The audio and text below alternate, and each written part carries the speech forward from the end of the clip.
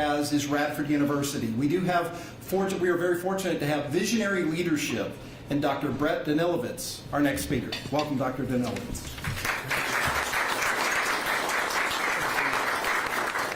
Thank you, Mayor Horton, and it is my privilege to welcome Senator Warner and all of you to Radford University's today for a discussion about economic development, infrastructure, community partnerships, and entrepreneurship here in the New River Valley. And at Radford University, one of our top priorities is assisting in driving a future of sustained economic success for the New River Valley, Southwest Virginia, and across the Commonwealth. And that starts by providing both traditional and non-traditional students with affordable pathways to high-impact degrees. And to support their growth, we're doing more than ever to connect our students to work-based learning opportunities through internships so they can be prepared to be leaders in tomorrow's workforce. Radford University is an essential conduit to partnerships throughout our region, with new initiatives like the Hub in downtown Radford. Local businesses, governments, and nonprofits can now utilize the talent and expertise of our faculty and students to gain new ideas, a helping hand that will help them achieve their business's goals. And finally, Radford University is committed to enhancing the wellness and educational outcomes for individuals throughout the New River and Roanoke valleys. Health systems and public schools in our region are heavily influenced by Highlanders, and we are hard at work training our next generation of these critical professionals. So today, we are proud to host a valued partner in these pursuits, Senator Mark Warner. Throughout his time serving Virginia as governor and in the United States Senate, Senator Warner has been a passionate advocate for rural Virginia, for higher education, and has made economic development and infrastructure some of his top priorities. Senator Warner is serving his third term and is current chairman of the Select Committee on Intelligence. He is also a member of the Committee on Finance, the Committee on Budget, the Rules and Administration Committee, and the Banking, Housing, and Urban Affairs Committee. Throughout his career in public service, Senator Warner has been gracious with his time for Radford University students. And in 2016, he served as the keynote speaker during Radford's spring commencement ceremonies. We are proud to welcome Senator Warner to our university once again and to hear more from him about his congressional work. Senator Warner.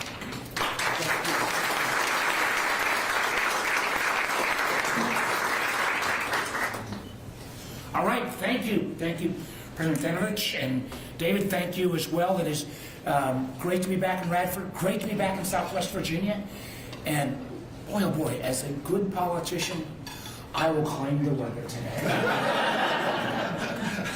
You know, I've not been here to the Highlander Inn. This is pretty freaking cool. This is a very beautiful day. It is great to see so many friends, not just from Radford, but from around the community. You know, for some of you, I have been doing this for a long time. I say with some trepidation, I've been doing it long enough that I remember Mary Biggs before she was a member of the Board of Supervisors. And I remember Joe Sheffy when he didn't have gray hair. So I also want to acknowledge Isaac Sarver and his mom Jeanette. Isaac, who has been working with, right there. Isaac, thank you for all the good work you do for me and for the Commonwealth and for the country. This is, you know, I'm going to do a relatively short spiel because I want to make this conversation. I want to hear what's on your mind. I want to particularly thank Delegate Obenchain and our great state Senator Truff Eckler for being here. Although this is the first time in many years that I get to say something that, because normally when I'm out and around, I got to come out and kind of hang my head low and kind of go, oh, don't worry, we're not going to have another continuing resolution. Don't worry, we're finally going to get the federal budget done. Don't worry, it won't, you know, we're not going to have a government shutdown. And, you know, and it shows like how kind of low the bar has been set. And I think that like in March, almost 6 months after our federal fiscal year started, we finally got a budget for the year. This year, I can say to our legislators, come on, guys, when are we going to get it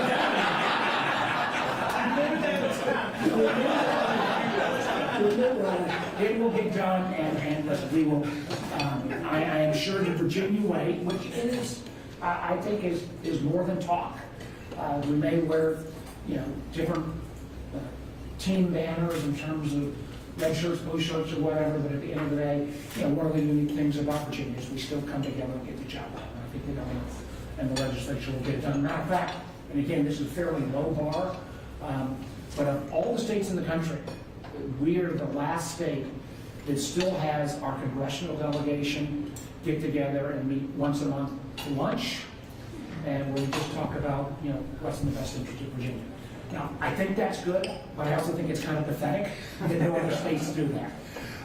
People are asking me how, the president asked me a little bit earlier, and I also want to commend the Radford community for the Radford Promise, the notion that folks under $100,000 that can come here to Radford and pay no tuition. That is remarkable.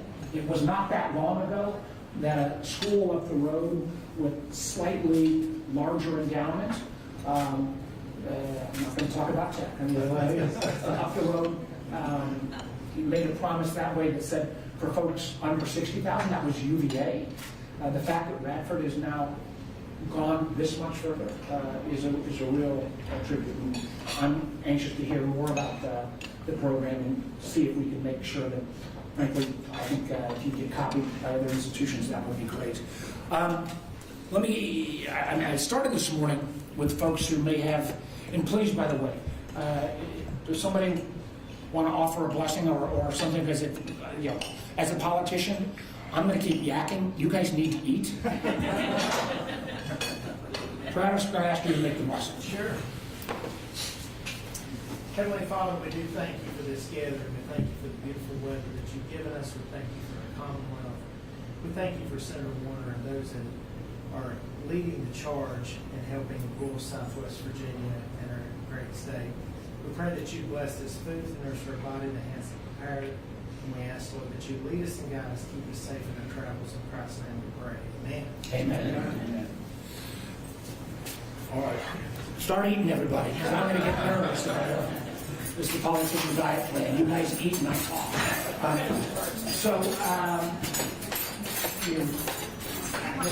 Earlier this morning, I met with people, and I say this with due respect to my fellow legislators in Roanoke, with I think some of the folks who may have the hardest job in Virginia, and that matter in America these days, and that was all school superintendents.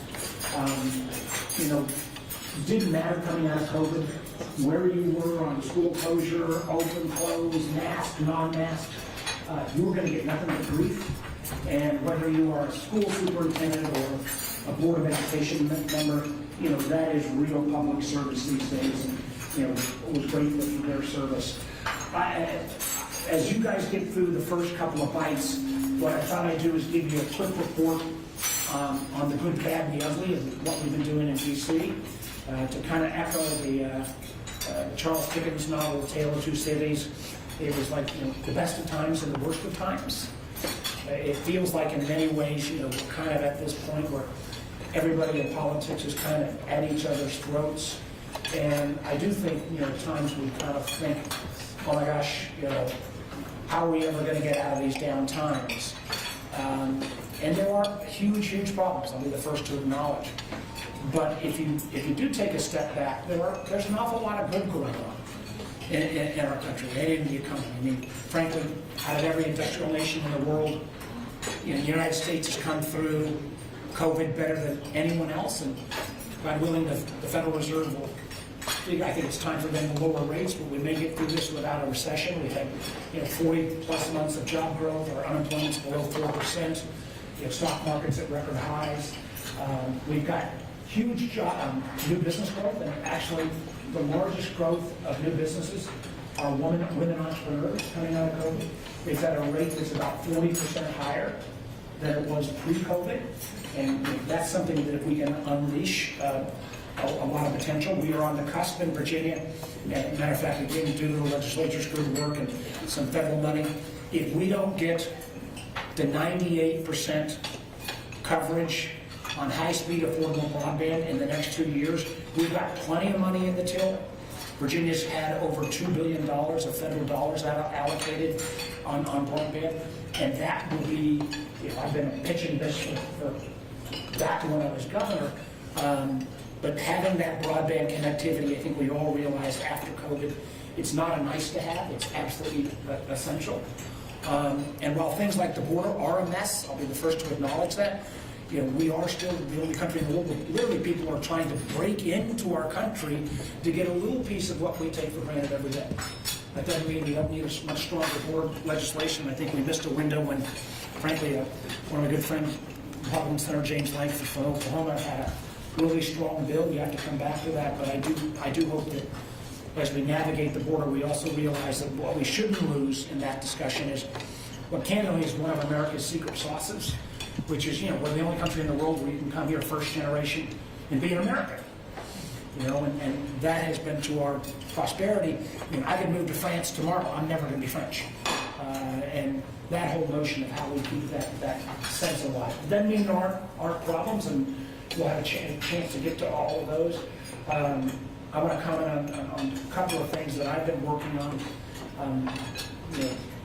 Specifically that I told Brett when we had a couple of minutes together, that I'm a lot more optimistic than I was 2 weeks ago, for example. Probably the first, and I know this has been a little bit controversial, but at the end of the day, the vote was by no means that controversial, and that is whether the United States is going to go ahead and meet its obligation to our allies around the world, and particularly in the case of Ukraine. And I know people were saying, well, why should we be dealing with Ukraine? What does that have to deal with America? Well, I've grown old enough that throughout my life, I grew up and 80 cents to 90 cents on every dollar we spent in defense was geared towards how we would ultimately counter Russia or the Soviet Union.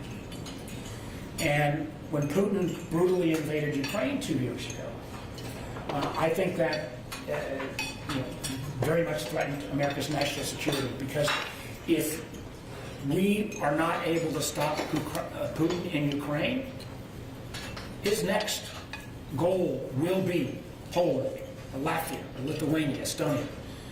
And nothing would be worse than kids coming out of high school, or God forbid, kids coming out of Radford University, if they choose to serve in our armed forces.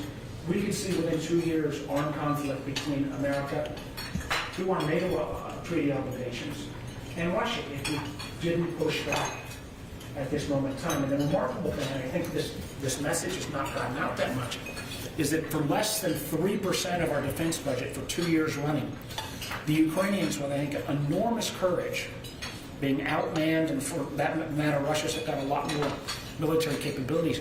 The Ukrainians have literally destroyed 87% of Russia's pre-existing ground forces, 63% of their tanks, 32% of their armed personnel carrier, without the loss of a single American life. And what was so meaningful to me is, sitting there on the intelligence committee, I see all of the good, the bad, the ugly. We live in an extraordinarily dangerous world. If we had not done this, and we've still got to do it in the Senate, I've got to fly back tomorrow early. If we had not done this, I don't think there would have been any country that would have ever trusted us again. And again, to be clear on this, and obviously with the arsenal and military installations in the Southwest, 90 cents on every dollar that is being spent for Ukraine aid is spent in America. Not spent to go spend money in Ukraine. It is spent to produce the bullets, the bombs, the artillery shells right here in America. So that piece of legislation, combined with the aid for Israel, at the same time humanitarian aid for the awful amount of folks that have been killed in Gaza, combined with where on the national security front we next focus, which will be the rise of China, is critically important. And I think it's an important across the country and across the Commonwealth, no matter where we are, number one. Number two, the other thing that's going to take place in this legislation, and this one may be even a bit more controversial, especially amongst some of the students, is it says that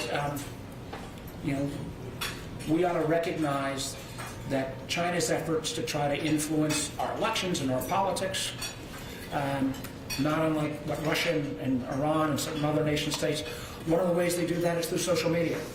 And TikTok, which is the most perhaps popular social media site there is right now, 170 million Americans, there will be a forced sale of that. I think there's a lot of creativity on TikTok, and there's a lot of, I love the fact that people can make money off of it as social influencers, but we need to recognize that when this company, which ultimately is controlled by the Communist Party of China, is a national security threat. And you say, why? Well, if there wasn't a TikTok, and we offered you a proposition that said, should we let a foreign entity come in and get the data of 170 million Americans on a daily basis, and at the same time, since about a third, especially of our young people who are on TikTok, literally get all their news from TikTok, have that become potentially a propaganda tool for a foreign power? You could say, no way, we thought that happened. But that is where we sit right now, and I can assure you from the intelligence standpoint, the ability to manipulate those algorithms so that you only see what the Chinese government wants is a threat. Just to give you one example. A few years back, there were a lot of protests in Hong Kong about democracy. On Instagram, there was 125 times more postings around Hong Kong protests than there were on TikTok. Why? Because I think the Chinese government, and the truth is the Chinese government doesn't like Google or Facebook in China, and the Chinese version of TikTok, they have one, it's called a different name. The only videos you see on that platform are things that say study hard, and China's a great nation, and engineering. So I think this is a national security issue. It's been all bipartisan, actually led by Republicans in the House, to say we don't want to get rid of it, but there ought to be a divestiture of that company. And I quickly add, I say this with some trepidation for those of you who know me, since I was in the cell phone business back in the early 80s, I'm sure you remember, a lot of the mental health challenges in our country, particularly for young people, oftentimes go back to 2012 when smartphones became the rage. And we have done nothing on a broad basis to kind of put any guardrails on social media. My hope is that this move on TikTok will be the start of where we can then come back and look at kids' online safety and a privacy bill. And, I'm all for technology, I'm all for innovation, but we can start to make a difference there. So some fairly good news, I would say, out of Washington in the last week, and we'll go back and deal with that. Here in Virginia, I mentioned the fact of the broadband deployment that came out of the infrastructure bill.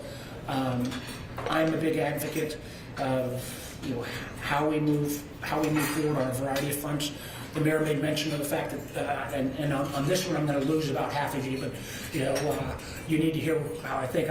I'm glad it's Earth Day. I think that is important. I think we've got to make sure we value our environment and fight back against climate change. I believe, though, that part of the mix, we're not going to get it solved with just solar and wind. We have to think about other transition fuels, and also a source that the governor and I have actually agreed upon, and we are trying to push in a big way, and that is, can we bring back, or can we introduce into the economy, small modular nuclear reactors? Now, SMRs are quite small. I mean, this is not like you've got Lake Anna or some of the places around the state. These are literally facilities that could fit on the back of an 18-wheeler. They are carbon neutral. There's no carbon emission. And they actually can be used to reuse spent nuclear fuel that's already out there at a 90% efficiency rate. And I've been pushing this in a big way because I think it deals with climate. It could be a distributed energy generation platform. And it's also national security. China and Russia are trying to go out and sign up nation states to sign on to their tech SMRs, and they are still, we're in a race with China and Russia about who's going to get these out first. You have a foreign nation sign up for a 50-year contract to get all their energy directly from an authoritarian regime like China and Russia. That regime is going to be tied to China and Russia. I do think SMRs need to be part of the mix. Last comment I'll make before I open up, because Travis will raise it if I don't. When we went through COVID under both President Trump and President Biden, we put out about $5 billion, and actually $5 trillion. And some of that, in retrospect, was excessive. Flip side is, I'm not sure which one I would have rejected at this point, because the $4 billion that came to the Commonwealth during COVID was important. The $3 billion, Mary, that went to local governments. The $2.5 billion went to our school divisions. And lots of assistance for small businesses. The one place we didn't do basically anything, and again, I'm going to compliment Travis, he's been a big advocate for this, was in housing. And we have a housing crisis in this country, both rural, urban, and suburban. We need to do more. I've got a couple pieces of legislation I think would make sense. For example, that would allow an employer to give tax-free to an employee down payment assistance if the employee then lived in the community they worked in. So how do we allow our cops, firefighters, teachers to live in communities to grow up in? I've got another initiative that would basically allow first-generation, first-time home buyers the ability, if they qualify for a 30-year mortgage, we give them a subsidy to get to a 20-year mortgage, so they can acquire, some of the equity. The key to generational wealth in America is owning that home. And we've got a series of other ideas around some of the low-income tax credits and some of the others. But housing is one of the things that we have left hugely undone. I'm going to quickly violate my opening proposition that I was not going to talk too long, but it looks like most people have at least gotten through the salad, and that chicken was pretty darn good. So compliments to the chef and here at the Highland in terms of the chicken. Why did I, as a good politician, with a little bit of applause, why don't I stop there and turn the floor open to questions? This is complete open season. I've not touched on some of the entrepreneurship programs. I've not touched on some of the small business development. But I am wide open for comments, questions, suggestions, criticisms. Fire away. Again, my thanks to both the mayor and to the university for having me here today. So thank you all. Who's got the first question or comment? Surprise, surprise, surprise. Senator? Well, first of all, I'd like to say my thanks to my friend Senator Warner. We have struck up a great partnership in Southwest Virginia. He was the first boots on the ground to come down. We had the flood over McHenry County and actually drove him around in a county sheriff's car. It was the coolest thing in the world to see a state senator and a U.S. senator driving around in a sheriff's car that he was not even in there. So. But it was really it was a testament to his commitment to rural Southwest Virginia. But he is right. One of my passions is housing. We did a housing forum up here last year, and we are looking at maybe doing some more of those because housing is so important. But one of the things, Senator, that I would get you to maybe marinate on is one of the ideas that we had this year was to replacing some of the derelict properties that we have in Southwest Virginia, because having acreage that you can develop is very expensive, especially the farther west you go. The topography and the geography is very challenging. And so just in Tazewell County alone, we have 200 and some structures that are derelict structures that the owners could be an heirship. It could be just a myriad of reasons why that they are still there. They're not bringing any tax income to the county or to the state. And so they already have the infrastructure there. They already have the water, the power, the electricity, the sewer there. So we are looking at funds to be able to help communities to be able to tear those down and to be able to have incentives to get those back on the for builders and developers to build. I know it would be kind of piecemeal throughout the counties, but I do think that is a great starting point, because right now they're bringing in nothing, and you have 200 building sites in just that one county that we've identified to be able to take them. And West Virginia has a program that we've looked in, and they actually give funding for that and have so long to be able to put something back on it. I'd like to know your thoughts on that. That's something maybe the federal government could help us with. This was not a prearranged too much. Travis is 100% right. We do have, it's called Neighborhood Tax Assistance Grant Program, bipartisan.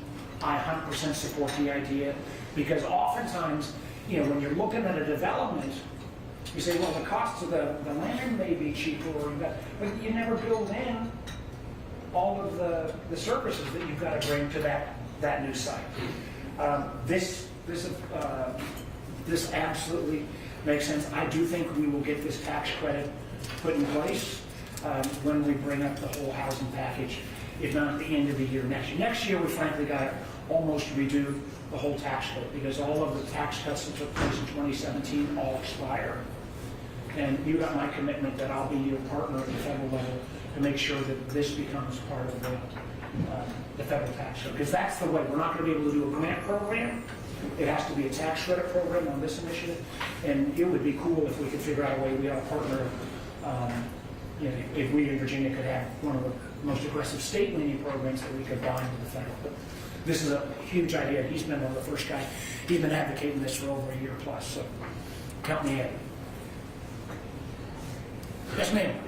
No, because this is Radford. Okay, I thought you knew. Never mind. I had a state issue for Senator Hackworth, but I don't take your time. That's next week. That's next one. Oh, wait, this is, I live in I'm in Southwest Virginia, so this is an indication that you all are so happy with everything in Washington. Come on, don't let me look crazy here. Yes, sir. Senator Warner, glad to have you here.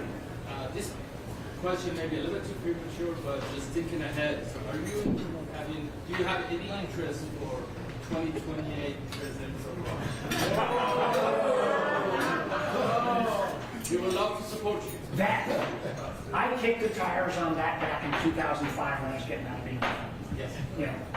That ship has sailed for me, although that ship has sailed for me. I was going to make the comment that, at a very immature 69, I work at the only place in America where 69 is middle-aged. But I think my value add, what I hope I can do is, whether I'm running as governor or as senator, I don't believe either team has a monopoly on truth or all the good ideas. And you do need people in the Senate that can actually, bring folks together. Back in 2021, when we did the CHIPS bill, we needed to bring semiconductor manufacturing back, and let me come back to that in a second. Infrastructure bill, or the bill around, there would be veterans bill or something around Electoral Count Act. It was all done bipartisan. This last year has been a bit harder, and that's one of the reasons why I'm a heck of a lot happier today. I don't agree with Speaker Johnson on a lot of things, but I think God bless him for being willing and standing up and doing the right thing, because I don't think it was an overstatement that if we had not done this, not only would no country trust America again, but it would have been a mistake of equally historic proportions to where we kind of turned a blind eye to Hitler's aggression back pre-World War II. We'd said no to Hitler around Czechoslovakia and stuff. We might not have had the horror of the Second World War. I think we were of that consequence. So thank you for the question. And I would say on chips, that is one area where we this was a bill that came out because semiconductors are in anything with an on and off device.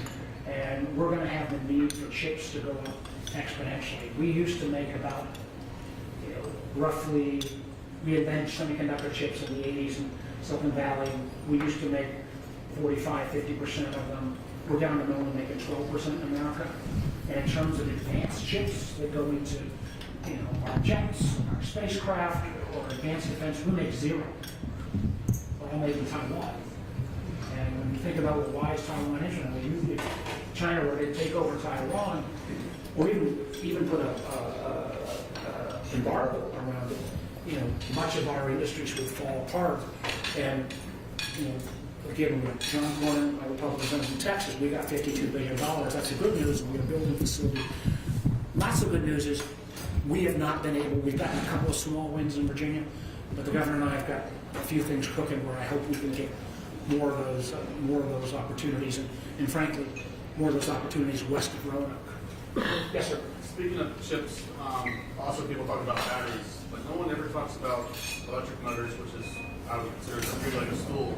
From a per capita standpoint, River Valley is very in flux with a bunch of companies and motion control electric motors that run those chips and run those batteries.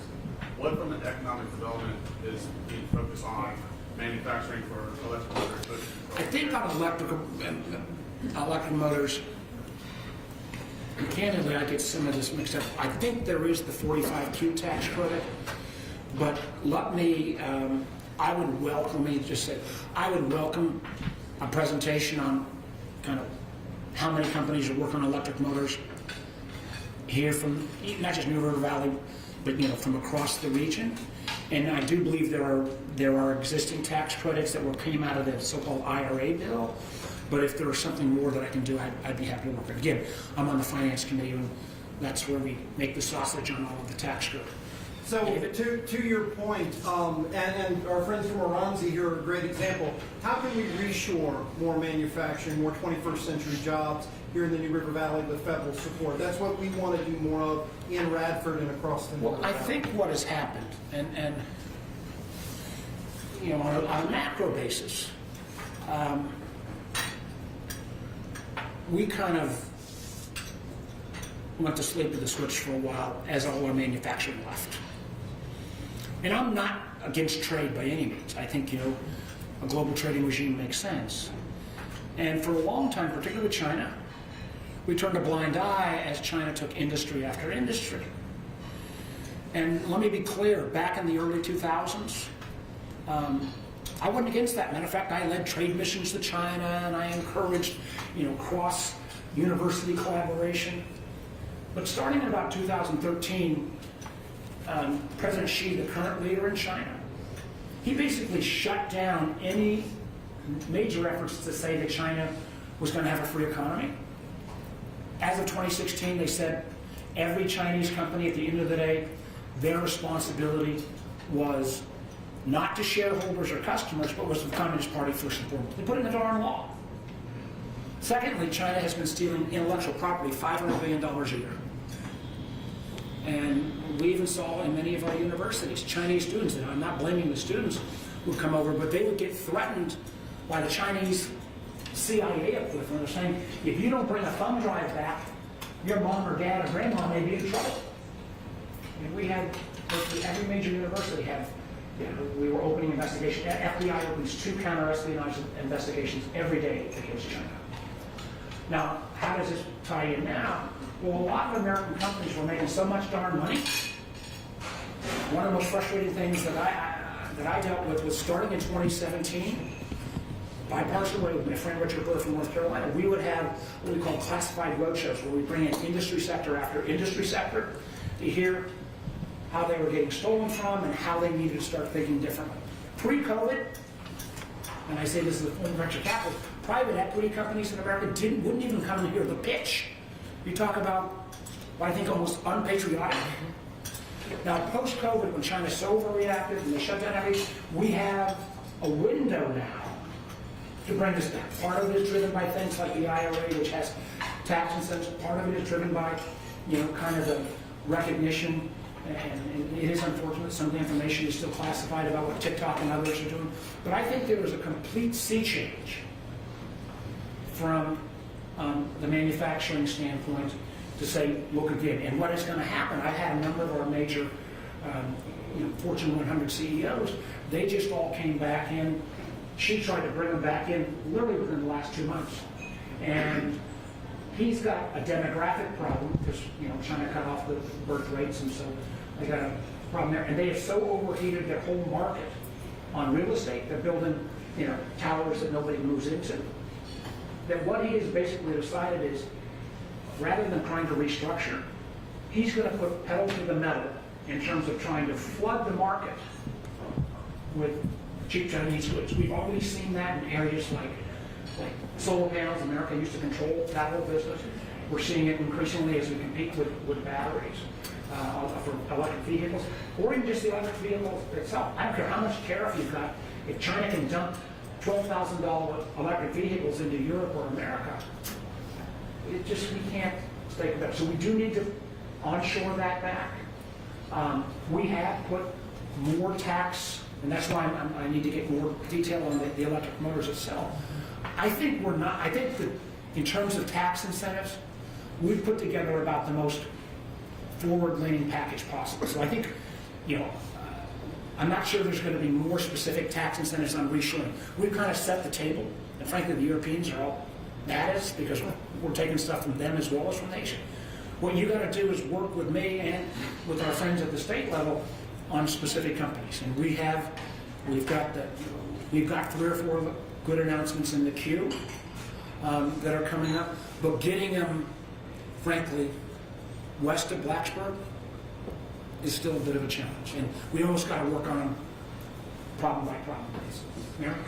Okay, I want to bring it back. First of all, thank you for your support always of Southwest Virginia. And you know us, you know the folks. But I want to bring it back to workforce. Like looking into the future and everything that you know from your work in the Senate, are there ways that we can better prepare our workforce besides all the things we're already doing? Internships, apprenticeships, working with our universities, working with our community colleges. Are there any gaps you see that we need to fill in order to bring some of the companies of the future here? Well, I would honestly not just trying to blow smoke quickly at Radford, but this idea, because I think people have rightfully said, not every kid needs to go to college.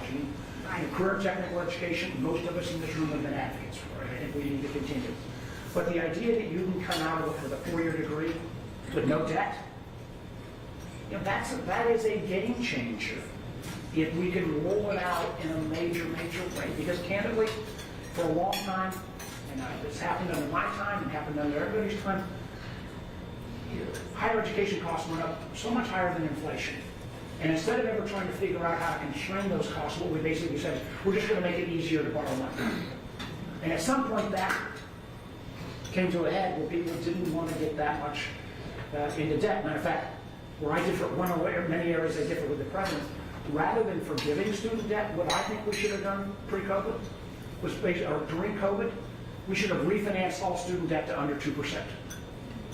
That would have made things more affordable, it wouldn't have been picking winners and losers, and it would have been a way through. But I think on workforce, I am still an advocate. We have the leading area in America on nukes and small modular nukes is Lynchburg in terms of companies. I think that is a field that ought to be looked at if we're going to need the workforce. I think what Korea and Tech have done in terms of life sciences and bio, out of Walmart, that has become, that school's been there about a decade now, a little longer. It's finally getting traction in a major way.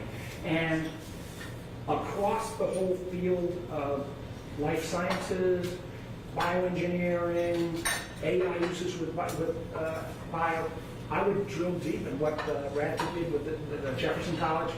I think that's a pretty cool combination. So I think that is a space. I think there are still things we ought to do. This one, I had him nodding on everything. This one I would not.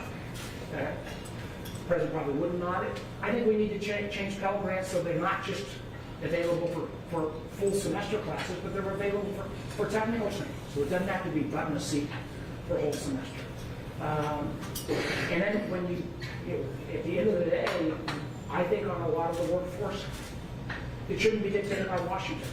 What you guys should do is come up with, you think, something that's a winner, and then say to me and Tim and Morgan and everybody, all right, we got a winner here. You got to go help us find some dough to see if we can replicate. But I would put life sciences, I would put energy generation, there's two areas and I'm still working like heck. There's a lot in the semiconductor chip supply chain. We may not get one of the giant fabs because you need a few thousand acres of flat land, but there's things in the supply chain that I think we could still work on. Yes, ma'am. Adam said our last question. Do you have any advice for students? I'm graduating from Radford University. Do you have any advice for students transitioning from the school atmosphere into full-time positions, specifically in the DC area? Specifically in which area, I'm sorry? The DC area. Stay in Southwest.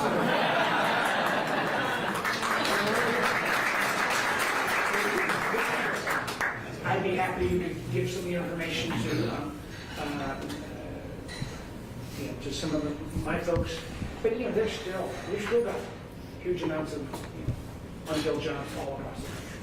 And it is one of the reasons why, give it to Isaac and even for me. But I do think,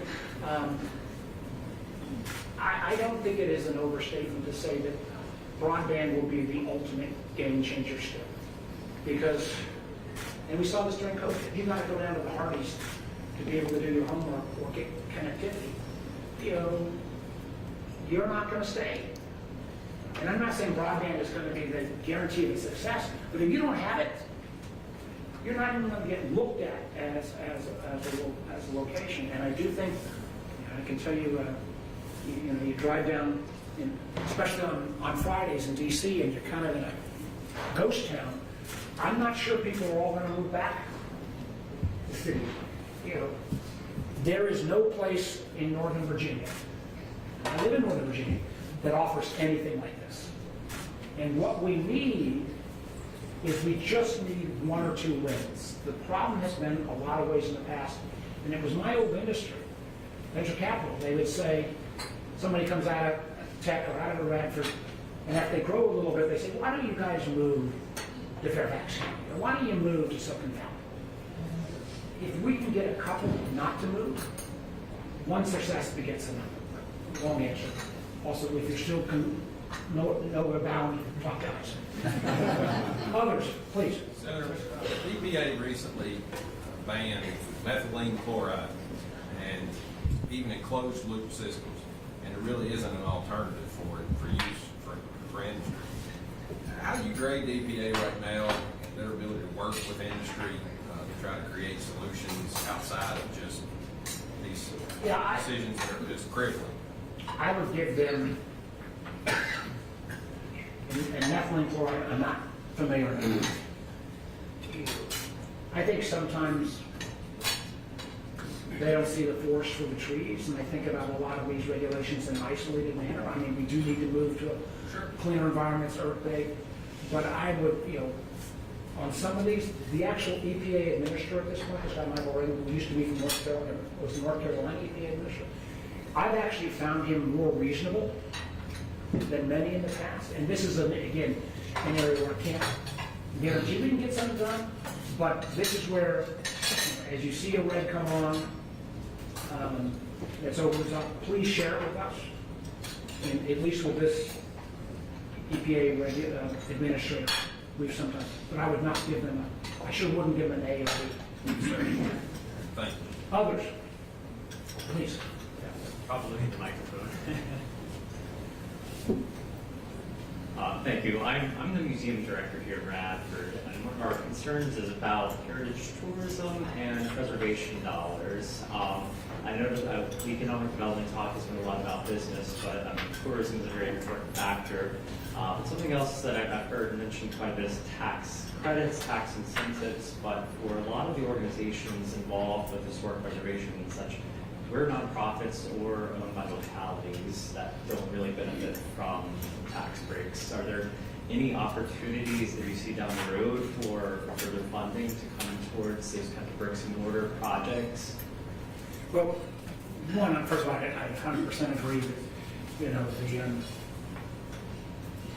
part of the economy here is always going to be not just history, but the outdoors. One of the things when we did, I think one of the great successes for the region tonight, I'll be in Bristol, where we're going to celebrate the 20th year anniversary of the Crooked Road. And you talk about something in terms of part of our music heritage, when you talk about something that was it was remarkable that a lot of venues came together and collaborated. Makes sense. I still think, and I was pushing this for a while, and I think it lost a little steam, with the number of festivals we got in Southwest Virginia, trying to market it more as a region, to folks around and having, I still feel like there's too much competition between the festivals. You want to get real political problems, the U.S. Center, stick your nose in that. There was an effort, and this is definitely partially a punt. We used to try to get to, and I'm not sure we've gotten there, where we could at least get $1 a year per Virginia for arts and culture and history within the kind of our state funding. I don't know if we've gotten up to that number, but a lot of this, there is enormous pressure at the federal level on dollars that would go to the arts and history and cultural funding organizations. Some of the guys were in the House, I said to the superintendents, they wanted to cut federal discretionary education spending by 22%. So if it was a win, we kept it constant funding. But these kind of, our arts and culture and historic organization under constant pressure. And it'd be unfair for me unless we dramatically change the nature of the House of Representatives, that I think you're going to see a plus up. One of the things that Travis kicked me now. I wish when we sent the $4 billion to the Commonwealth that we would have set a little more of that aside, because you're not going to see that kind of unrestricted federal dollars come down anytime in the near future. Not a very good future. Let me make sure everybody's got a first round first. Others? Please. Yes, you've mentioned broadband several times, and we were very fortunate in Montgomery County to receive several body grants from that money.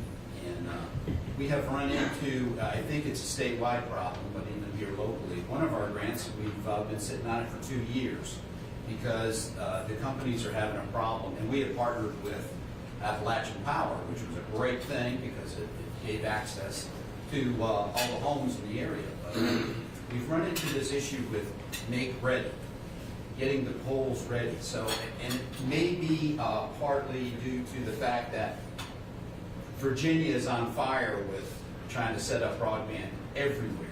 And I'm sure that's pulling on a lot of resources. But would you have any thoughts on how to get beyond that? Well, this was good news, bad news. Because the preceding governor took $500 million, what was called the American Rescue Plan money, and then I got $200 million more from a treasury program I set up. And then we got $1.4 billion out of the federal $65 billion. I have a lot of numbers in my head. And there's some more. I was almost worried that I would have local boards of supervisors and others getting mad at me saying, "Porter, you told me to put out all this money. We got money left over."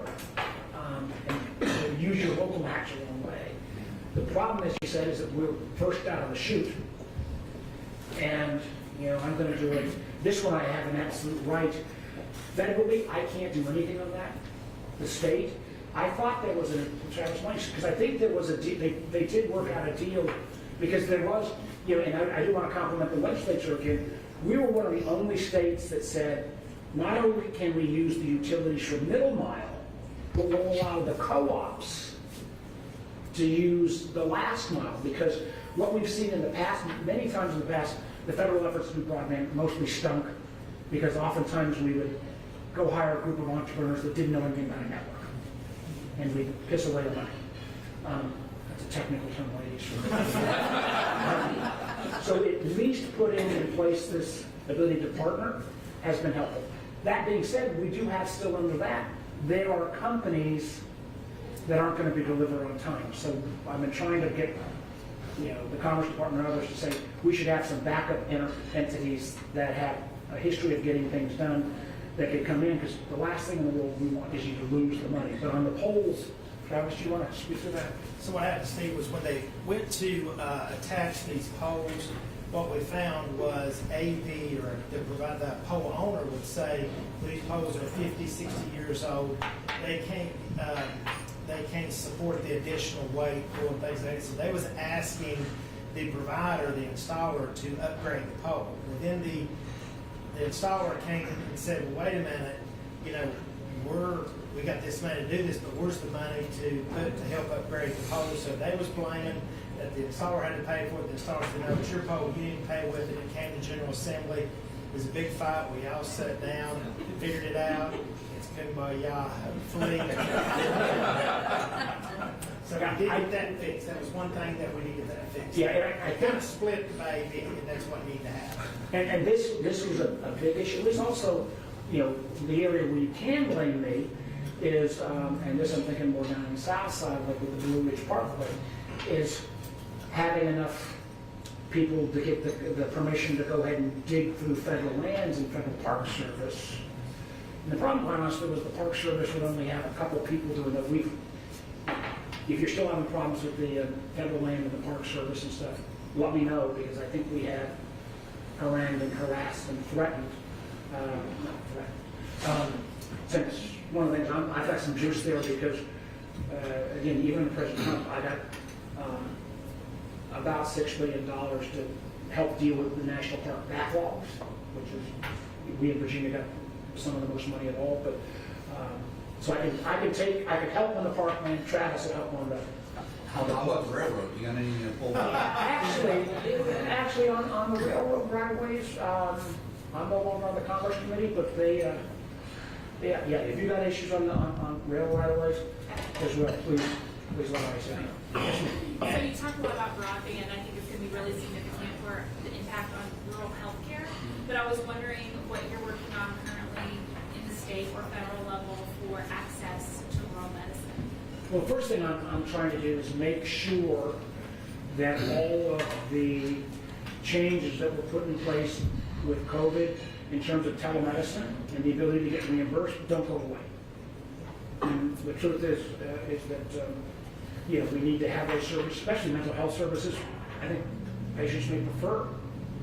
And this is a little more controversial, but I'm also trying to make sure that obviously we've had huge amounts of opioid abuse across, you know, all of Appalachian and the region. But I still think it was shown even during COVID that if you had you know, some opioid treatment prescribing over that I'm trying to say we ought to make sure that it stays in place as well. And I think, you know, this goes again to the workforce issue. We got to get more healthcare professionals out throughout the region, and I don't want to. I'm going to step into something that I don't know enough about again, but hey, I'm a politician, I do that for a living. But, you know, I honestly don't know why with our, you know, 4 medical schools we've got in Virginia, and with the doctor shortage we have, we couldn't increase the size of each class 5, 10, 15 doctors each year, which would then, and we, you know, and go back to some of the things that actually took place when I started the Virginia Healthcare Foundation in the 90s, where we did additional benefit for docs to go into rural areas. I mean, I think that whole incentive idea, you know, we're going to pay down your student debt if you serve an underserved community. Those were fairly robust programs. A lot of them have kind of gone away. I think they need to be, and you know, and that is a long-term saving for a region. We'll take a couple more and then I'll get out of here. Yes, ma'am. Thank you for being here and for everything you do for Virginia. My question is this. I know there's legislation regarding work-based opportunities for students. And my question is, does that intersect, are there any intersections with students that want to actually start businesses to support them through that legislation and also generative AI? Well, on the work-based, you know, entrepreneurship, and most of those are more state than or local than federal. I mean, so the idea of the hub you're trying to create here in Radford is an example of that. I do think it will be hard. It gets a little tricky when you start saying remote, non-supervised entrepreneurship. Some people saying, well, how do we send that entity money without any? That's a hard one. But if Travis wants to spend that money, I'll let him do it. On AI, there is not an issue, since I was a tech guy in the wireless business, that I've spent more time on than trying to get educated about artificial intelligence. And I gotta tell you, over the last 2 years, there is no linear relationship between me spending more time with experts and actually feeling I'm getting smarter. My biggest concerns right now on AI are that we don't make the same mistake that we did with social media and say, okay, we're not going to put any rules of the road at all, and then we're going to kind of come back 5 years from now and figure out rules of the road. I think that would be a mess, because this tool can be so powerful. I mean, it can reinforce discrimination. It can be used in ways. To give you an example, there's one of our leading tech entrepreneurs who, since I'm on camera, I won't say his name, but he's like, 90% of people in this room will know he spent $100 million to try to help the Ukrainians create software, AI software, that if you send 100 drones out against the Russians, if the first one gets shot down, they will still communicate, and the next one can take over the brains, and it has no requirement to have it come back to some controller, because that's the way the bad guys can interfere, by interfering with those communications.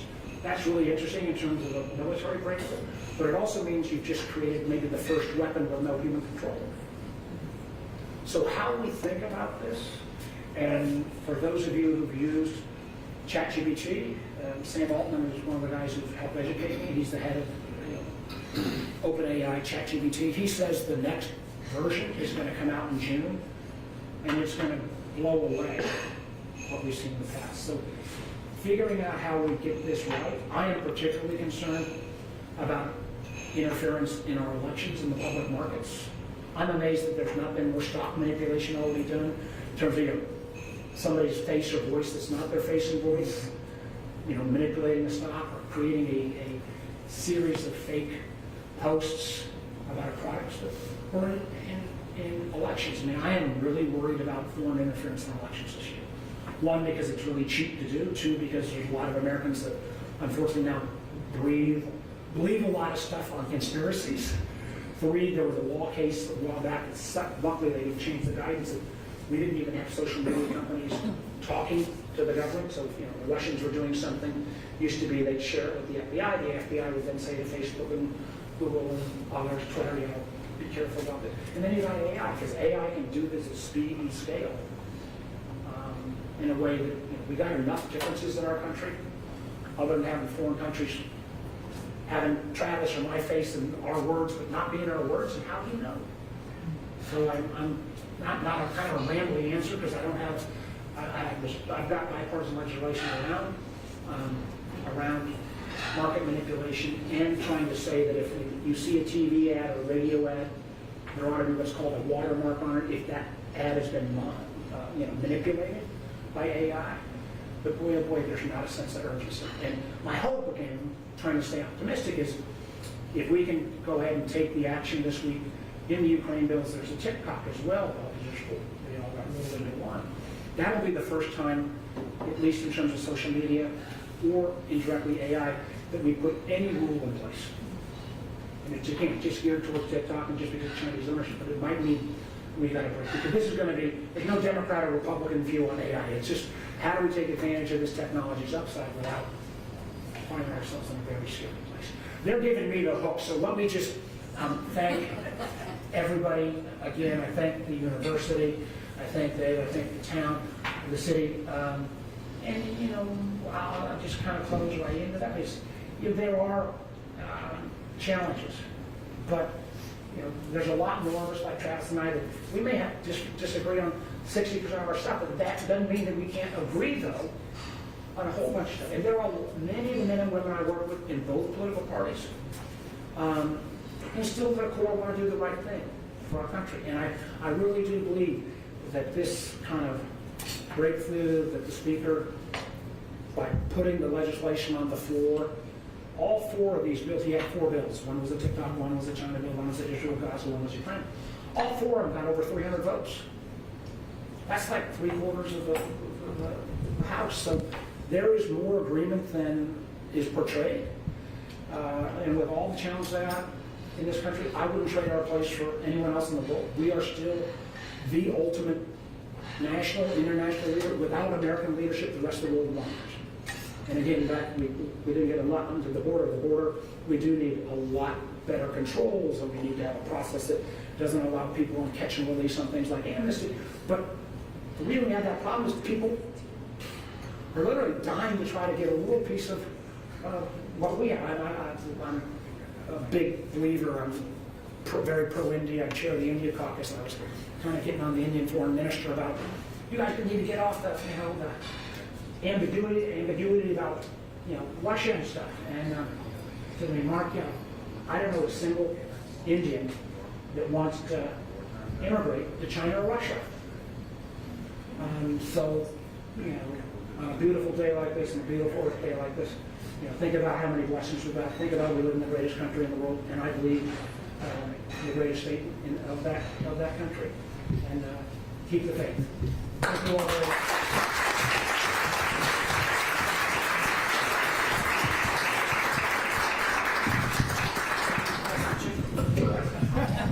I got a little free time.